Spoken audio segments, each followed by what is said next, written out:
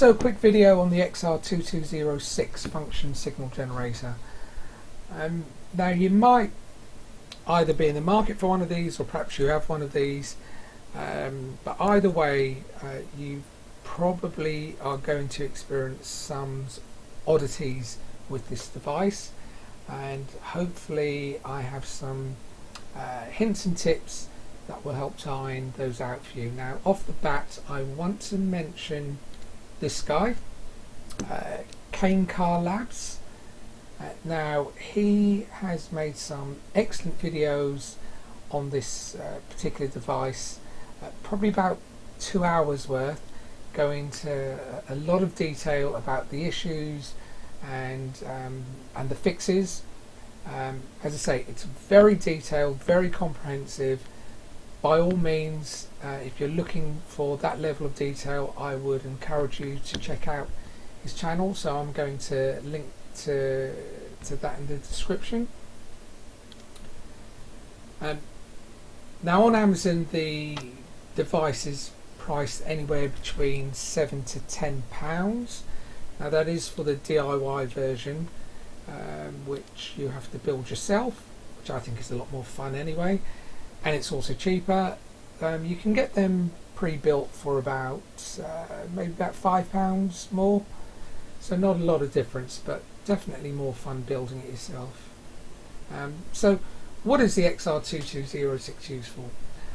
Well, in simple terms, it will output a signal between 1 Hz and 1 MHz, and you can stick a speaker on the end of one of these and you can hear the output, the audible output, as you would do if you went for your hearing test,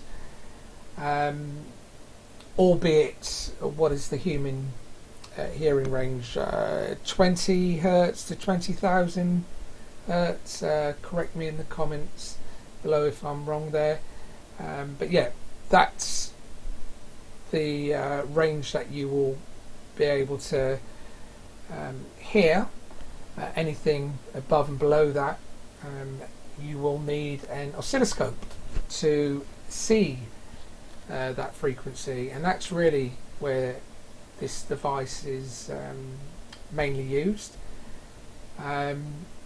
By connecting this to an oscilloscope, you can see the different waveforms of each of these output signals, and also generate different shaped waveforms, so the classic sine wave, as well as a triangle and a square wave, which I will show you after we have built it. So stick around and I will give you my 5 top tips when building and using this device.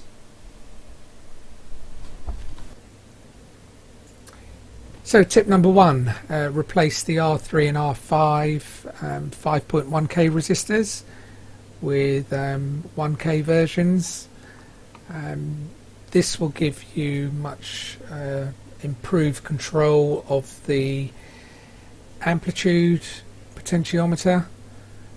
Now if you're not sure about the color coding of resistors, you can always use a multimeter. You can see here's the old one reading 5.12K, and this is the type that you'd need to replace them with, reading just short of 1K.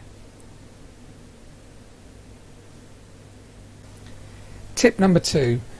So your kit should come with 8 bolts and 4 nuts in total, 4 long and 4 short. Just secure the 4 shorter nuts direct to your PCB.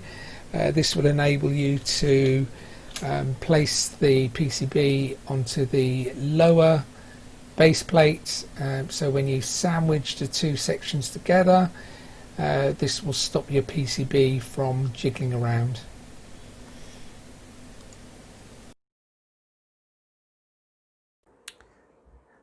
So you may find that the coarse and fine potentiometers don't behave as you'd expect them to. So in this example, I'm on the 100 to 3 kilohertz setting. So currently I'm showing, what's that, 140 hertz, which is good. So if I max out the coarse, that only takes me up to about 400 hertz, and the fine takes me all the way up to 4K. So yeah, bit odd. Certainly you haven't got the granular control that you'd expect of a fine potentiometer. So my suggestion is just max out the coarse potentiometer and just use the fine control to move through the frequency range.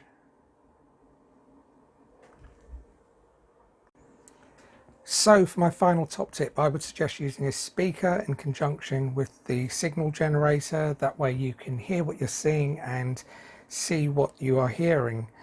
So particularly if you're doing this for the first time or demonstrating to students, just measuring a frequency on the oscope can be quite abstract for people to understand what you are actually measuring. By having a audio playing in the background, it adds to a more concrete learning experience. So the way I've got this set up is the outputs from the speaker connect in parallel to the outputs of the signal generator. So at the moment the volume is on 0, so I'll turn that up.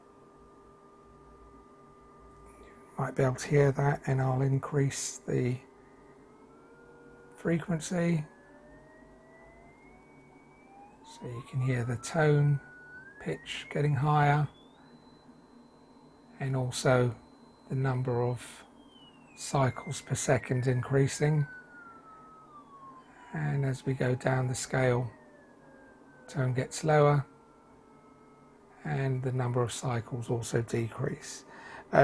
One thing to note on this kit, it's a known issue, the amplitude pot is reversed, so clockwise decreases the volume, anti-clockwise increases. So a bit of a quirk, but it's not too much of a hassle once you get used to it. So let me show you a square wave.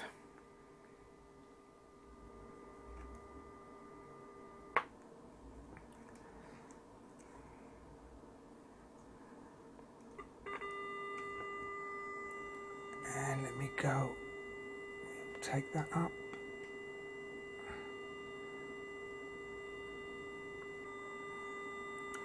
So just as with a sine wave, the higher the frequency, the more cycles we can see on the oscilloscope per second. The lower the frequency, the fewer cycles. And just one other thing to note, the amplitude potentiometer when on the square wave setting is fixed, so it does nothing. So hopefully you found those 5 top tips useful. Enjoy building your signal generators, and until the next time.